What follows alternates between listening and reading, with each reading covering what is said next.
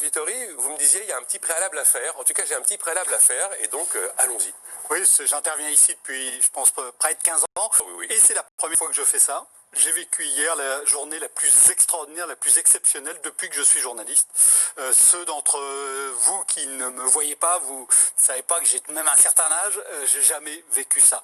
J'ai jamais vécu ça parce que j'ai eu l'impression d'un monde qui se disloque, d'un repli massif sur la dimension nationale. Je cite quelques et le fait que la situation échappe complètement à toute forme de contrôle par les politiques. Je donne les informations que j'ai entendues hier au fil de la journée.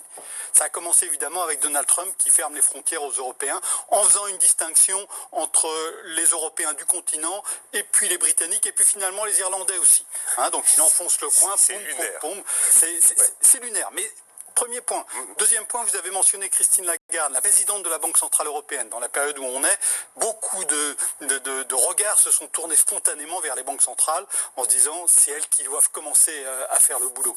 Donc la nouvelle présidente de la Banque Centrale Européenne qui fait une énorme boulette. Elle dit quelque chose qui est formellement justifié. Hein. La Banque Centrale n'est pas là pour réduire les écarts de taux d'intérêt, mais les investisseurs qui en plus en ce moment cherchent des raisons de vendre se sont rués là-dessus. J'ai regardé à 18h sur Twitter en mettant les deux mots Lagarde et spread, tous les tweets étaient italiens. Hein, et les écarts de taux ont explosé et ça pose évidemment une grave question sur la soutenabilité de la dette italienne. Hein. L'impact est immédiat. Le 10 ans français est reparti à la hausse. Troisième point. Un porte-parole du ministère chinois des Affaires étrangères qui tweet « Le Covid a été fabriqué par les Américains ». Un porte-parole du coup. C'est pas un complotiste comme on en entend tous les jours. C'est un officiel chinois qui dit ça sur son fil Twitter en anglais. Hein, donc, vous imaginez les relations Chine-États-Unis. Je voyais hier par ailleurs des Chinois. On sent bien qu'il y a la distance qui est en train de se créer entre les deux premières puissances économiques mondiales devient un fossé qui va être très très difficile de combler. Vous avez la Norvège qui annonce, comme d'autres pays, que on ferme les écoles, on bloque tout. Les magasins dévalisés en Norvège.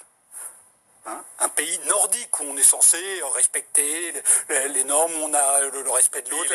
Les pays immunisés contre tout, généralement, voilà. Oui. Exactement. Vous avez l'Allemagne qui interdit les exportations de masques vers la Suisse. L'ambassadeur allemand à Berne est convoqué au ministère des Affaires étrangères suisse. L'Allemagne et la Suisse, vous voyez ? Évidemment, là-dessus, on a les marchés qui gringolent de plus de 10%, la bourse de Paris qui n'a jamais autant chuté d'après la mesure de l'indice CAC. C'est presque mineur. Mais vous voyez, les pièces d'un monde qui se disloque, c'est quelque chose d'absolument exceptionnel. Et les Échos titrent